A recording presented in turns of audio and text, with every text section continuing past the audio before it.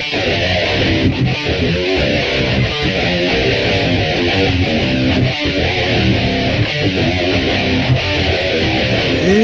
welcome to a new episode of the Rebel Radio Podcast at the rebelradiopodcast.com. Mark and Matt here with you. No Long this week as he is incognito for this episode. You know, he does that sometimes. He's like the vibe that goes away for a week and comes back like a strong meme to the worlds of the internet. Yeah. He's or either that or he's just sitting around playing with his penis. I don't know. He bought that Lego set. He bought the Lego set. I think he's building Legos. He's building Legos and dreaming about Frank. He could be Frank and his we just take shots at people that aren't even on the show. I know, right? They're not here to defend themselves. We're just taking shots at them. Yeah. Oh, Frank. For people that don't know, Frank was one of our original hosts for a handful of the first 100 or so episodes, and then I fired his ass like a good Donald Trump, like a good Donald Trump would do. No, I mean, it's not far from the truth. I did kind of fire him from the show. I mean, I'm just, yeah, especially after his lame excuses, didn't have any pants. Yeah. Sorry, I'm gonna have to show up in my underwear, or I forgot to shave. I forgot to shave. Yeah, I mean, he has been on maybe one episode since then. I think he came back for like, was that the 200th or 300th episode? No, he was supposed to come for the 10th and he didn't. It was like maybe the 200th or 300th episode. I think it was 300th. Yeah. See, that's what it seems like. And maybe he'll return again one day. You never know. Maybe we get to 500, which is about a year away. Yeah. We'll bring the Frankster 500. And but yeah, man. So we're gearing up for Comicpalooza in a couple of weeks, which we will be discussing the legacy of Superman in cinema as we all get ready for the new Superman film on July 11th, which looks really awesome. And so we've got some Superman content coming up. Like we'll be covering Superman Returns in a couple of weeks here, and right before Comicpalooza to get you ready for that weekend. And then we'll it's a good possibility we do Superman as a feature film the week it comes out. I'm not going to guarantee it because it all depends on schedules for people in their work and their jobs and whether we can make that work or not, but we'll see. Yeah. And but so some Superman content coming up for on the show in the next couple of weeks. But Comicpalooza in a couple of weeks, man. And there hasn't been any guest announcements lately. It's been a little slow. I feel like I'll be honest, I feel like this Comicpalooza is lacking. And when I see the price of autographs and photos for people like Hayden Christensen, I'm like thinking, okay, they spent all their fucking money on Hayden Christensen, so they have no money to bring in any other celebrities. I think that's what happened, man. And this feels like, remember the year they brought Tom Holland in when it was basically Tom Holland and a bunch of other people? It's like they spent all their money on Tom Holland. That's what it feels like. And I hate that, man. I miss the old days of this show when there was so much variety. You would walk in and you'd see Ric Flair and Kevin Nash. And over there you'd see Marky Ramone. And then over there you'd see comic artists. And then you'd see an actor. You saw this variety of people, man. Yeah. And your fun B actors, like Bruce Campbell, like a Bruce Campbell type. And now it's just like, how much money can we spend on that one banger of an actor and get everyone in the door and spend their money? And I'm sorry, I'm a Star Wars guy. We both are. And I know you're going to do the photo op with Hayden for your son, and I still think you're an idiot for spending that kind of money. But I can call you an idiot. I can call you an idiot and still be your best friend because I love you. But I'm not that as a Star Wars fan. That doesn't even excite me, man. I'm an OG guy. I'd rather have Mark Hamill there or someone just of that variety. Harrison, yeah. I know there's guys, a lot of those guys have passed on and they're moving on. I'd rather have Billy D. Williams back sitting in a chair, man. Mm-hmm. At least I can see he was in Star Wars and Batman. It's just like, Hayden's cool. Ewan McGregor would be better, man, or something. I know a lot of those guys, Ewan and Harrison, don't really do cons much and things, but I don't know, man. It's like, I just feel like it's cool, but it's not that cool, Yeah. I don't know. We'll see, man. We'll I see. agree with you. I was like, I've been waiting to see who else, and if they were to bring Ewan too, it's like, that would be badass, because I then you'd mean, have, Ewan, Hayden, Tamira Morrison. he's pretty cool because he's been in other stuff, Yeah. Um, but He was yeah, in Barbed man. Wire. I think that was the first movie I ever saw him in. And That I didn't realize horrible. there is Adam Savage is there too. As a Oh model yeah. he's a model maker and YouTube personality, and I watch his YouTube sometime. He's pretty cool. He to me, like guys like him, they're like behind the scenes guys are sometimes really interesting to talk to. Yeah. So Adam And they'll Savage is sit and there. talk to you. Yeah, he's Star Wars related. So there's some cool stuff like that. Mark Silvestri, of course, from Image Comics is there, which is pretty cool. Yeah. But man, just nothing that's really busting the guts for me. Like I'm kind of curious about Charles Wright, the Godfather from WWE, but even then, it's just like, do I want to spend money? I don't have a lot of money to spend this year. I'm broke as fuck going to Compalooza, but it is what it is. Yeah. I'm so we'll right see, there man. with you, man. I'm gonna be coming off the heels of a vacation, so it's like, what liquidable funds I would have. I don't know. I might get a couple beers, but I don't think I'll be shopping at Artist Alley like I normally am. Right. Well, and I have so much art. I don't need more stuff on the walls unless I just saw something that really popped out for me. But Yeah. but man, so we'll be there. We'll be podcasting on Saturday, June 21st at Compalooza at 6:00. We're towards we are the end of the day. I think that show floor closes at 7.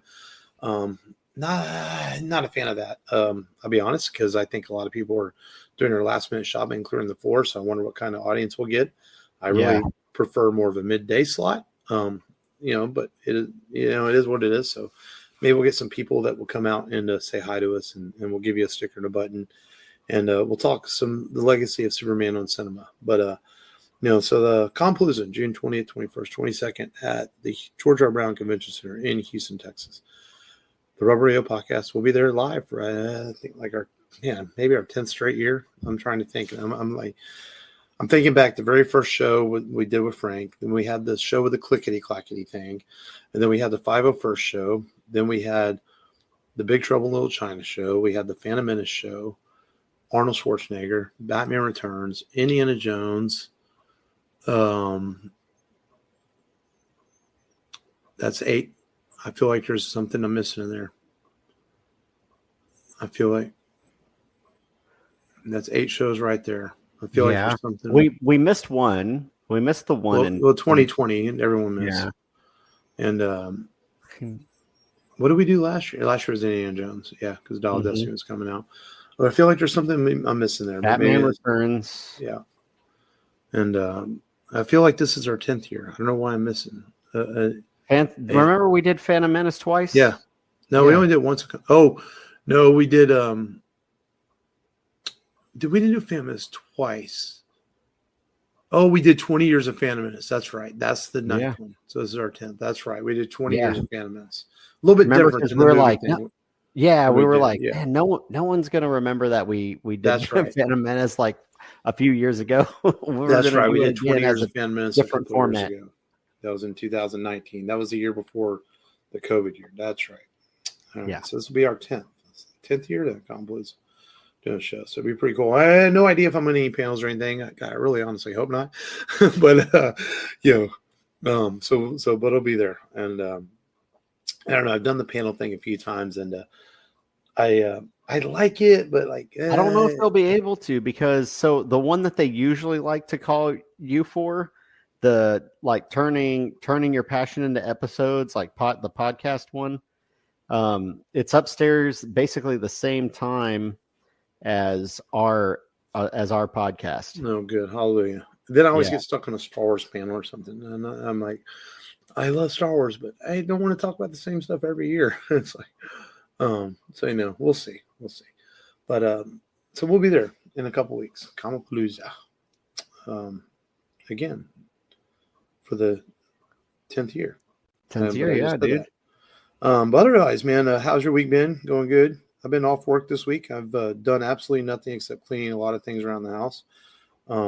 Yeah. But I same thing. Well, I had an extra day off, and I think I used it basically to sleep. And then I did get some cleaning done. I organized my garage more. It's not, back to peak, to where it looks like a garage out of Fast and the Furious. It still, looks kind of a little rough, but I'm moving in the right direction, trying to organize, and it's tough. But other than that, I tried to do a little better, hitting the gym a little bit more. I took my oldest with me to the gym since I can bring a guest every time I go. I'm trying to get him into going every so often at least. And then took him running, but this heat, man, he got a little lightheaded. I don't think he hydrated very well. So if you're out there running around and it's hot outside, just make sure you hydrate. Just word to the wise. Coca-Cola is not a hydration, for those who don't know. But other than that, man, the kids are off from school and they've been hogging the TV. So I really haven't done much. I told myself. Wait, Yeah. what? Wait, what? Yeah. Do you wear pants? I do. I mean, come on, man. But I try and rotate between them. Hell and no. then Give me that clicker, boy.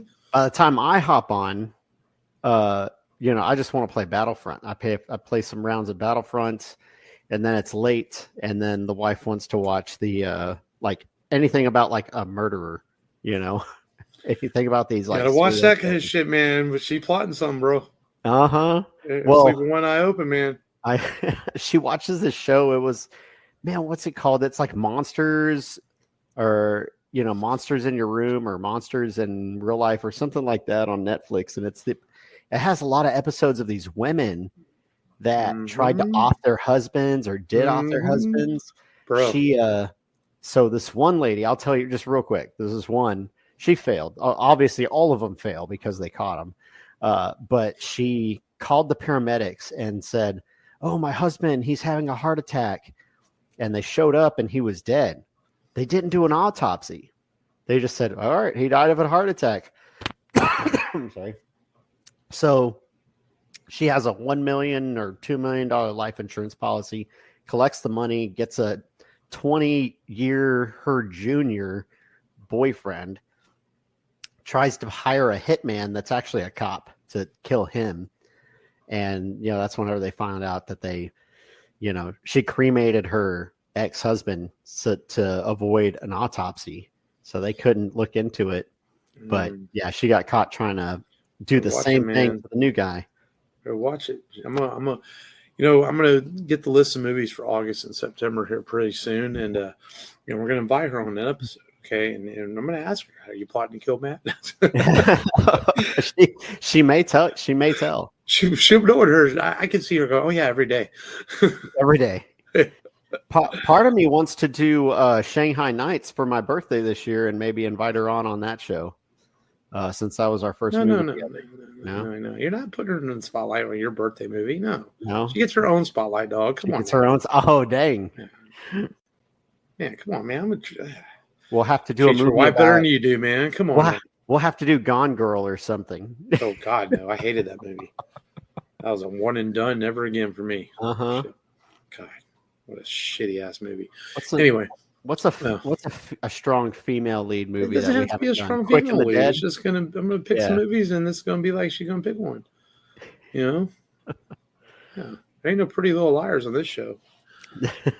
Pretty Little Liars. Yeah. Anyway, so I did though manage when I've been off this week. I watched. I took in Captain America: Brave New World. I watched it, and man, I didn't hate it, man. I was fine with it. You know what I started thinking about? I was watching it. Okay. Yeah. We had this really epic year of Infinity War, then Endgame. And then it didn't really stop. You had the conclusion of the Spider-Man trilogy, which was epic. The conclusion of the Guardians trilogy, which was epic. So I feel like some of the other films, to be fair, even Doctor Strange was the conclusion of his story at that point. So it was pretty epic. Yeah. And Wanda's story. So I think we've had some of these, the Marvels and stuff are maybe a step back, and not in a bad way. I think people are viewing them wrong. I think Marvel can't spend $250 million on every movie. No studio can do that. They'll go broke. Yeah. Okay. So I think that you scale back some and you go back to telling some basic stories. And that's what I felt Brave New World was. And I rather enjoyed it. But I'm always down for espionage stuff. I thought it was cool. I do think that putting the leader in there was a bit of a stretch because you were asking people to remember the Incredible Hulk, and it wasn't one of the movies that a lot of people saw. Like maybe you could have done. I feel like when I was watching Brave New World, and I don't know if you noticed this, like there felt like there were some edits in there. Like they cut a bunch of stuff out. We know WWE superstar Seth Rollins says he was in the film. They shot this huge action scene and it was all cut out. But I feel like we needed some backstory as to who the leader was to people that don't remember Incredible Hulk. And I feel like that was where the things, like if you watch the Falcon Winter Soldier, the stuff with the super soldiers, that was great. They played off that. You remembered all that. But then they had this stuff from the Incredible Hulk that was just sort of thrown in there. And I think they were expecting people to remember it with no back. Now, us that watched the MCU, we got it. Okay. We remembered it. But casual viewers might be like, well, who's this fucking guy with a weird head? You know, why does General Ross and his daughter not talk? Oh, well, fans know it, but other people don't. And I think that's where the film lacked, was a little bit of backstory to catch people up to what was going on in Brave New World. But as a fan of the MCU and watching all the stuff, I was fine. I enjoyed it. I thought Harrison did a good job playing General Ross. I thought Anthony Mackie did a good job as Sam, as he always does. The Bucky cameo was nice. But I thought it was a nice scaled back action flick. You know, it didn't have a ton of action in it, but it just had just enough. But you know, I didn't hate it. It was fine. You know, it was, the Red Hulk was kind of cool, even though he wasn't in it very much. You know, it was never going to be what the other Captain America movies were. That's impossible to pull off, you know, what they did with Winter Soldier and Civil War, unless you brought the Russo brothers back to direct it, you know? Yeah. So I'm not going to knock this film that much. I enjoyed it. What was before that? What was the latest one? Deadpool, Wolverine, and before that was the Marvels. I enjoyed it a little more than the Marvels, you know? Yeah. I give it that, you know? It's better than, it might have been better than Quantumania. Oh yeah, it was. I enjoyed it better than that. But I think that's the thing. I think we have to build back up. It's like a crescendo, like a musical score, where you built up to Endgame and No Way Home, and then we have to come back down a little bit. Now the buildup begins again. We're going to get Doomsday. We're going to get Spider-Man Brand New Day. You know, the buildup's coming. So I think the Fantastic Four is on the way. So I think it's just a little patience, people. I'm starting to really turn my tide on how I feel the MCU might go. I think it's, with the Russos back for Doomsday, I think it's going to right the ship and get better again. I have a feeling, you know. I mean, I've heard a lot of good things about Daredevil, even though I need to get caught up on it. You know, it says one of the better shows that have been. Mm-hmm. So and that's how I feel. So I took in Brave New World, and I did like it. I dug it, man. I thought it was cool. I also watched. I didn't finish it. I finally got around. I've wanted to watch this because I like westerns. I watched the first hour of Kevin Costner's Horizon. You know, his big western epic that's supposed to be 4 chapters, even though we might never get chapter 3 and 4 because they haven't released. Even though chapter 2 is filmed at screen festivals, it hasn't gotten a release yet. Where it is, it may come to Max later this year instead with a limited theatrical release. The first hour is great. I don't understand the hatred for this. I really like it so far. I'm going to finish it, but it's a 3-hour film, so you got to kind of watch it in parts. Yeah. So, you know, I love Westerns. I think Kevin Costner understands Westerns. He's made some really good ones. And it's been in my queue sitting on Max for a while. And I'm like, God dang it, I've been off this week. I need to sit down and start watching this. And so I started Horizon. and so far so good, man. I like it. I think it's pretty cool. So that's a couple of things I checked. Oh, I did watch a couple more episodes of Andor. I'm halfway through it. I'm through episode 6. Episode 6 was definitely the best episode so far. So maybe our co-host Long is right that it does start getting better, because the first 5 were a bit heavy to get through. But 6 is really good. It looks like we're finally getting the true beginning to the rebellion with episode 6.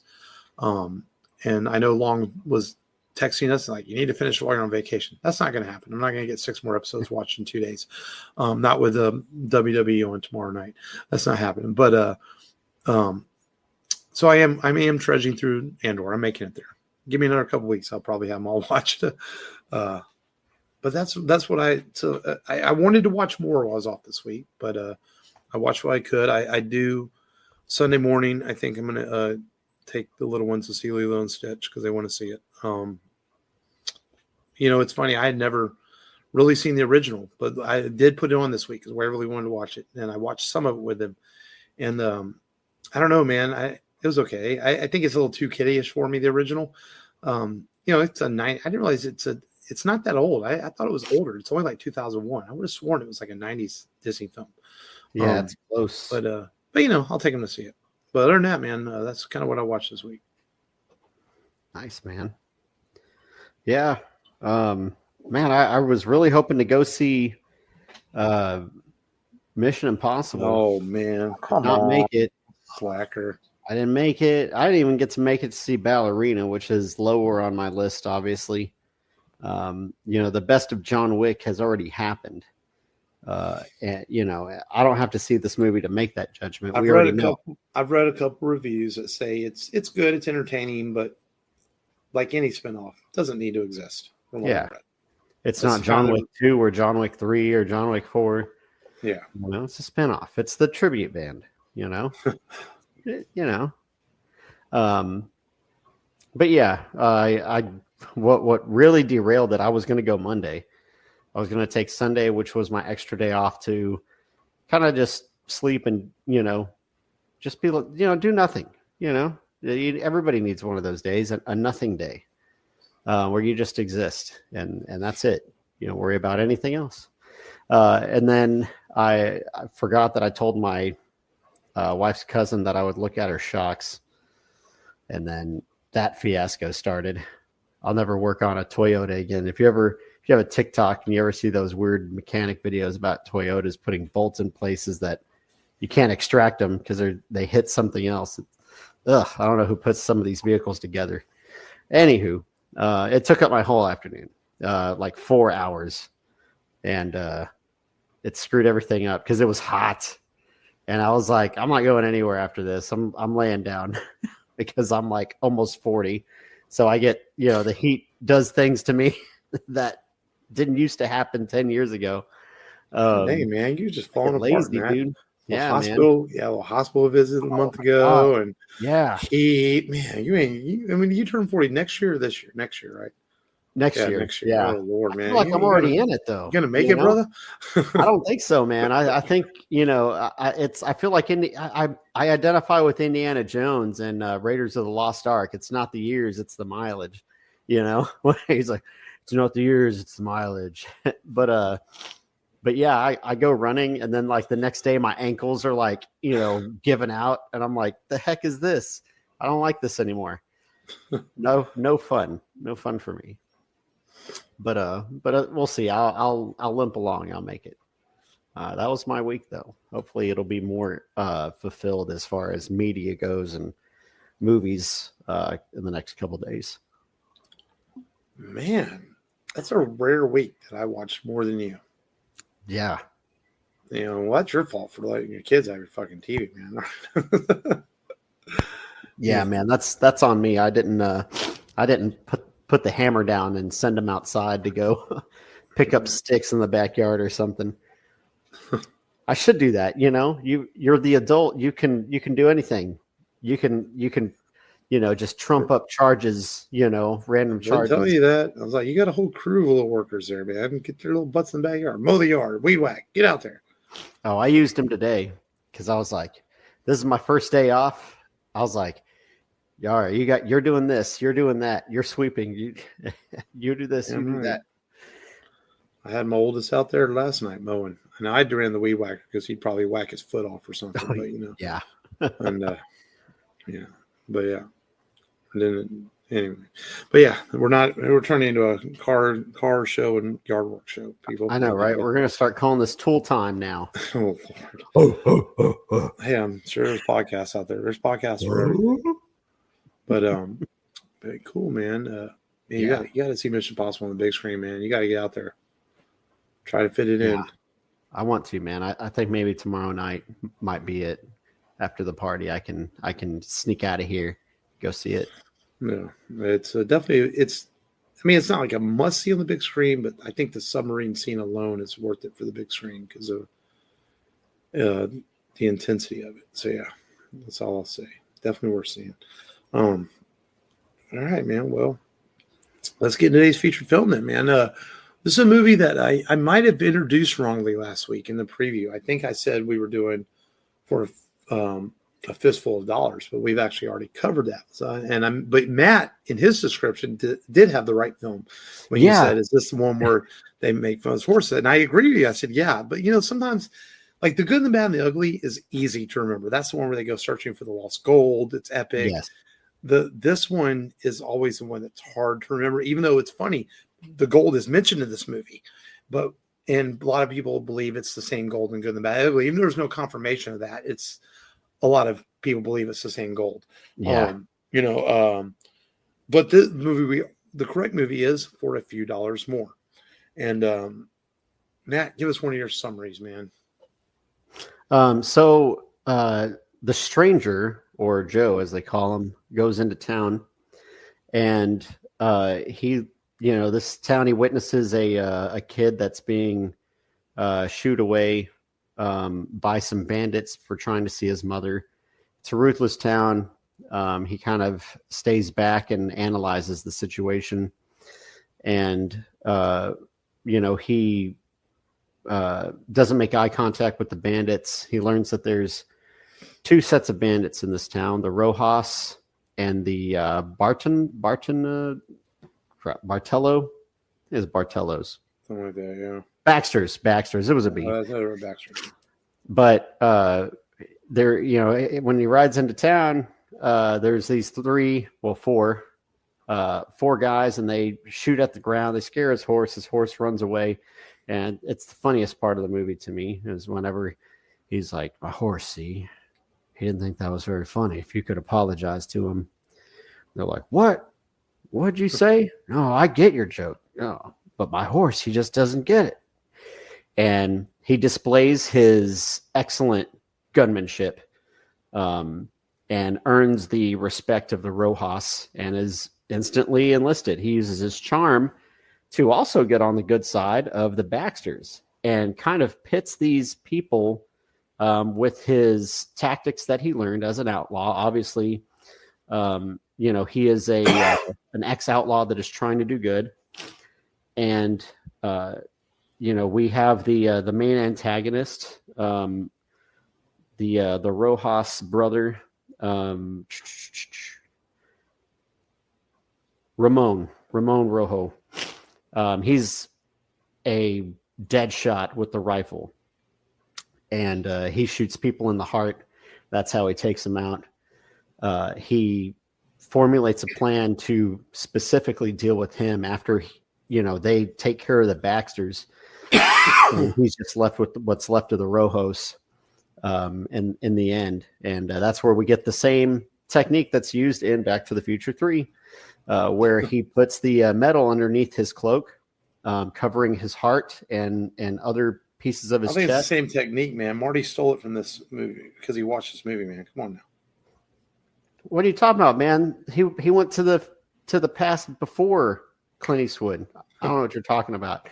Anywho, so Clint, he puts this underneath his cloak, and the rifle, of course, does not go through. This allows him to get close enough with his pistol, and boom, he takes them all out and leaves the town.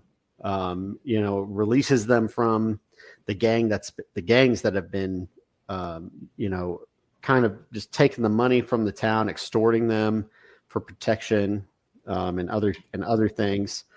And he's a monk of the gun, man. That's it. He leaves the town, and the same way he came in, hopefully going to the next town. We don't know where he goes in between here and a few dollars more, but yeah, man, that's the story. A few dollars more takes place. It's technically before this. Oh, this that's is the right. second film, yeah.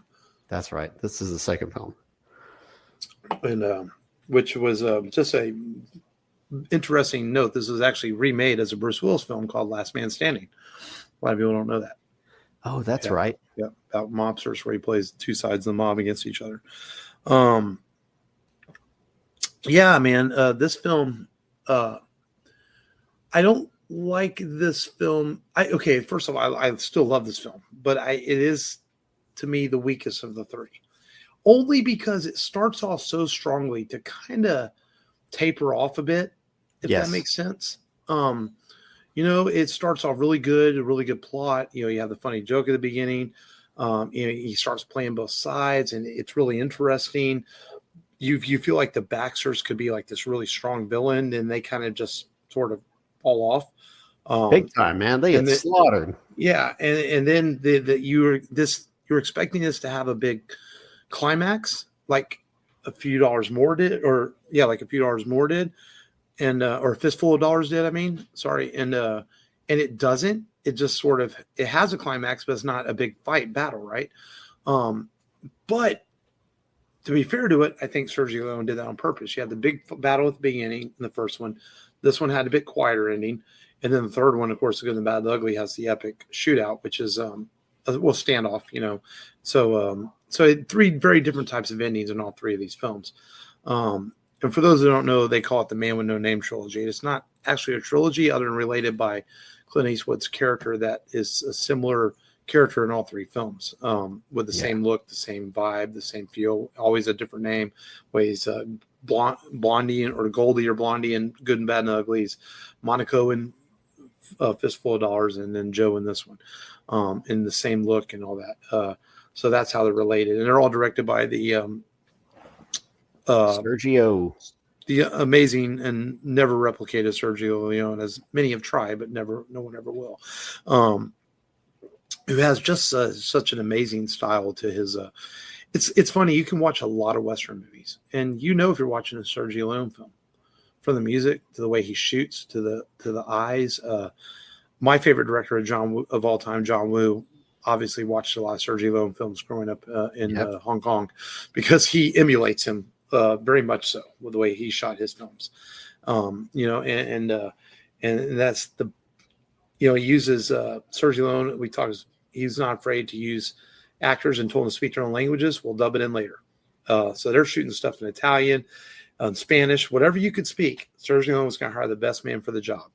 And he would tell the other actors what they were saying, and he'd tell Clint, hey, this is what he's saying. Clint would say, all right. And they'd say his lines, and they'll fix it in post-production.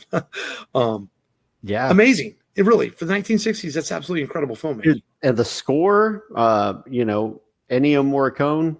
The best of all time. Yes, immediately when you're going to watch a great Western movie, because his music is playing. And I want to, man, I think they used his music for Kill Bill, didn't they? Tarantino? Yeah, it's a homage to it in one of them, yeah. Yeah. So great score, obviously great score, and great filmmaking, because everything is in the eyes. It is primordial filmmaking, as you would say. Mm-hmm.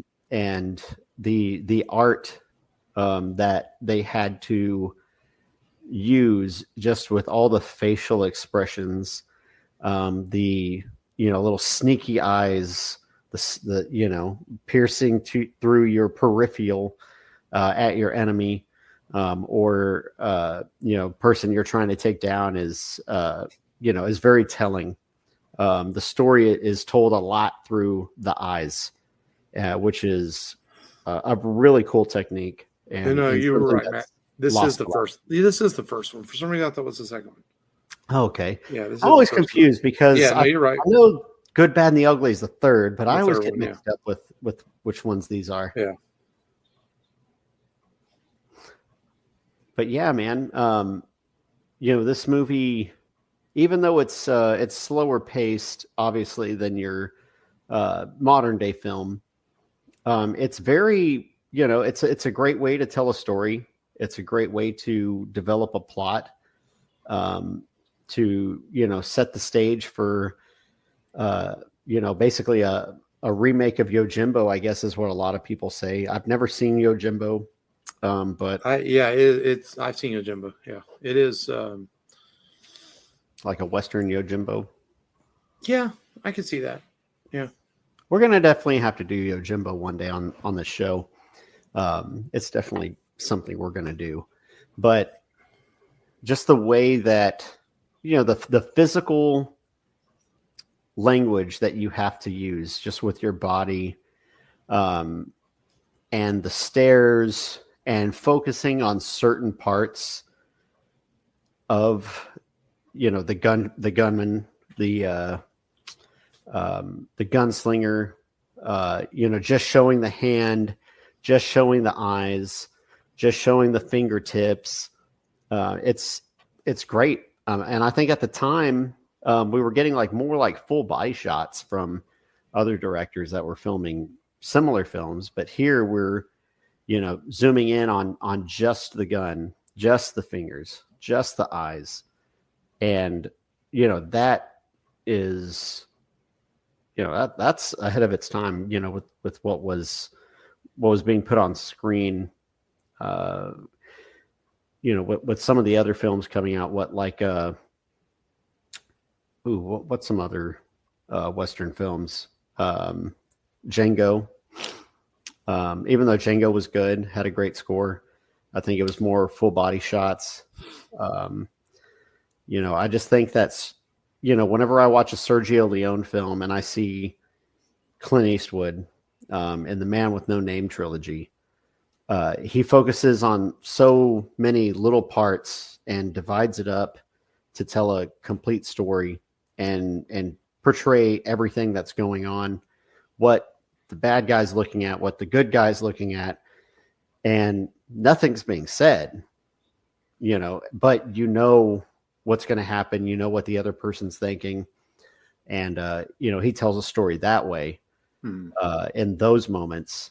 And that is why he's the best in this era, obviously. Maybe the GOAT of all time, arguably. But, we can adjust for technology and make that assumption. But definitely in this era, there was no better than Sergio Leone. and this is credited with being the first spaghetti western. And for those who don't know, they call it spaghetti western because all these films were shot with Italian crews and Italian actors, and with Spaniards mixed in and Americans. And when Clint Eastwood had to help train them a lot of what they knew about the Old West. They weren't aware that they didn't dress exactly the way they had costumes ready. He's like, no, that's not really how they dressed. And yeah, he had to help him with that and some other things on set and explain to him. Eastwood also said, had to work. Him and Sergio Leone did not get along in this first picture very well. They got along better. They apologized after the film became a success. And because the dialogue that Sergio Leone had to learn apparently to write smaller, tighter dialogue, that his original script was very wordy. And Eastwood was like, my character wouldn't say all this. I'm not going to sit there and have a long conversation with someone before I shoot them. And so they worked, they disagreed with the script, and the scripts got tighter and the dialogue got tighter as they went on. Leone learned to write better, tighter dialogue and still tell the story, like you said, through the visual storytelling.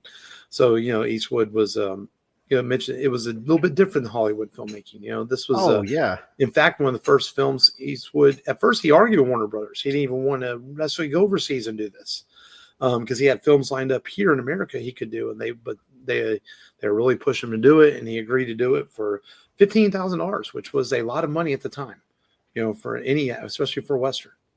Yeah. And he did not have the same type of utilities out there. There's no electricity. And there was no toilet. He had to go shit behind the rocks. Is basically what he said. which is crazy that you didn't even have plumbing out there, but those were the conditions. 15 grand, and you get to shit on some rocks. So Yahoo! It was his first leading role too. Yeah. Even though he wasn't He had Rawhide. stuff lined up because he was like Warner Brothers had signed him. They were going to make some movies with him. They knew they had a star in their hands. Yeah. And he had done television at this point, to be fair. He had done Rawhide and, so it was his first leading role. Yeah. Yeah. And then I guess there was no replacement props. So, not like today where, actors have. Yeah. That wasn't real uncommon back then. Yeah. Yeah. He took home his outfit every day. I'm guessing he just slept in it. Cause why not? That's what you would do back in the day. And I'm pretty sure if they don't have plumbing, they didn't have dry cleaning either. So he's probably wearing that Sherpa vest and that poncho, all the time, just sleeping in it. Yeah. Well, if there's a series of movies that defines the Western genre, the Man with No Name trilogy, I think, is right there. And it starts with this film, with A Fistful of Dollars. And, and there's several other great ones. I mean, High Noon, The Searchers, Death Rides a Horse. I mean, there's a lot of great Westerns from that era and that define that genre. Shane, of course, is a classic. But these movies define what the spaghetti Western was. And the amazing thing about these is they're still influenced today. I mean, you watch a Tarantino movie, a John Woo film, they watched these films growing up. Kevin Costner, man, mentioned his Horizon. There's no doubt Costner grew up watching, Sergio Leone films with his inspiration for Westerns. And the musical score. I mean, if you're making a musical score for any epic film, whether it's a Marvel film, a DC film, a science fiction film, if you're not inspired by Mary Cohn's scores, yeah, you're not doing something right. I mean, to me, it's when you talk about how music can make you feel a moment in a film, which is John Williams is great at doing. James Horner was great at doing. That's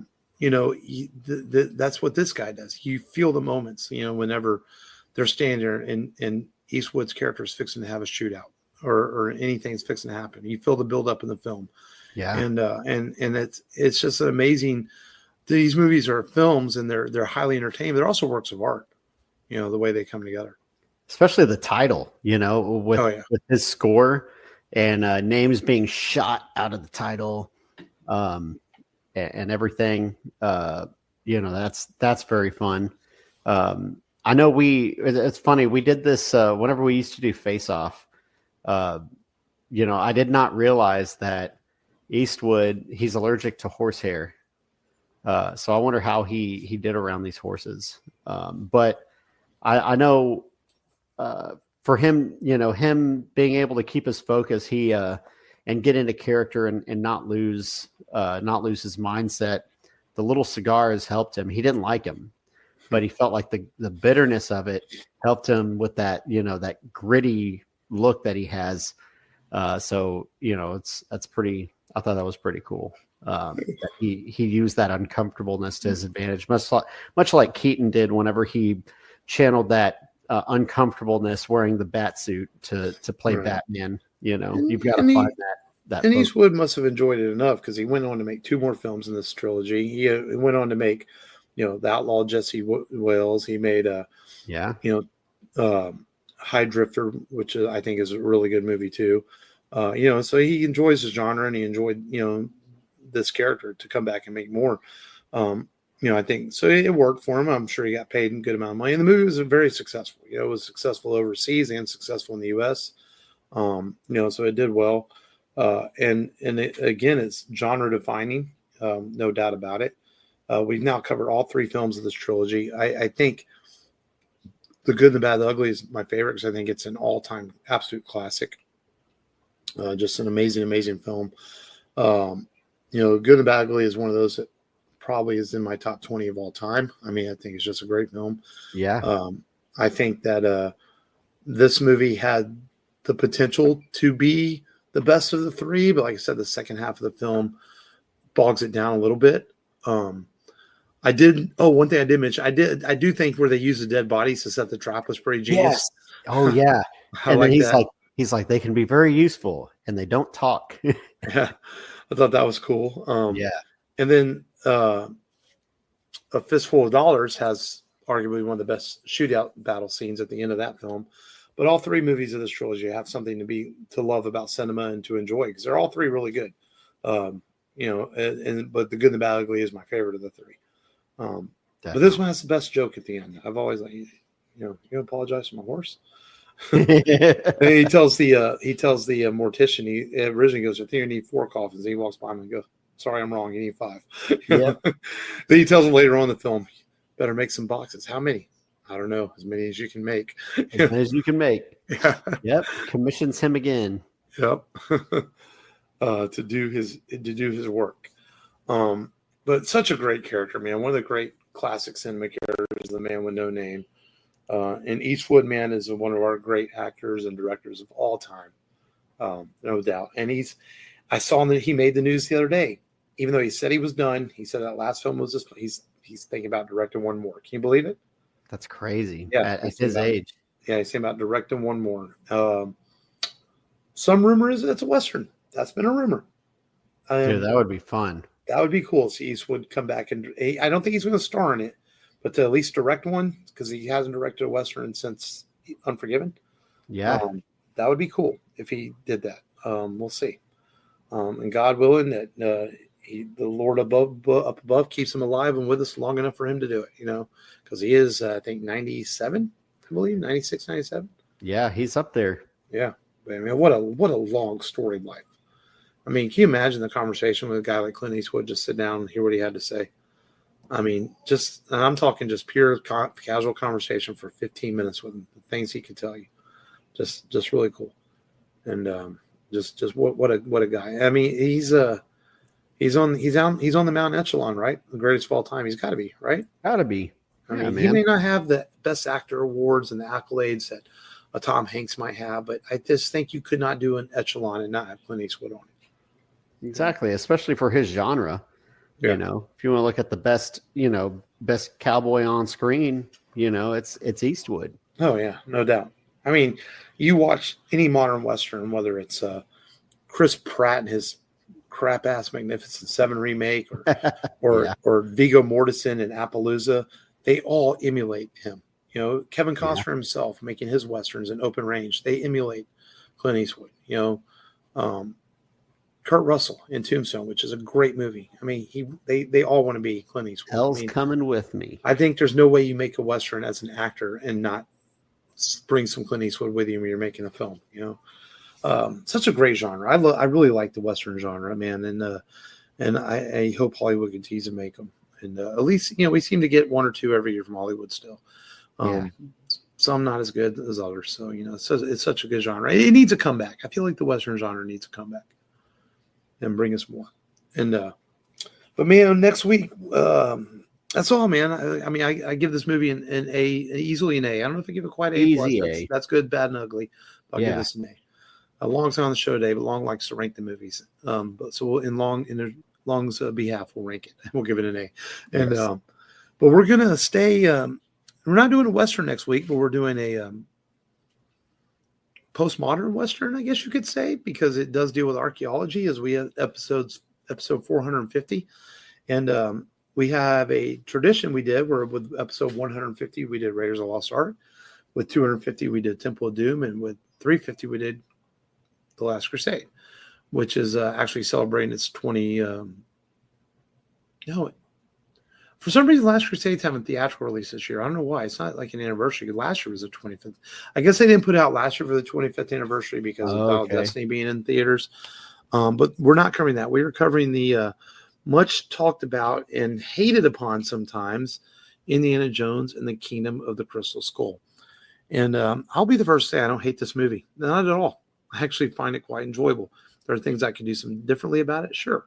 But I think that we'll talk about this next week, but I feel that this is one of those movies that had so much hype behind it that it was never going to live up to it. So it became an easy target to hate on. I think that's really fair to say about Crystal Skull. Yeah. So we'll keep that tradition alive with our 450th episode next week and talk Indiana Jones in the Kingdom of the Crystal Skull. But until then, the rubberradiopodcast.com for all your rubber radio needs. And that's it, man. Continue to be safe. We thank you all for listening. And other than that, for anyone that listens all the way to the very end of the episode, possible news of us bringing back Patreon soon. We'll let you know. Just keep listening for that. We're thinking about it. Yeah, it's on the back burner. But until then, this has been Mark. This has been Matt. Remember, as always, just go there and do it.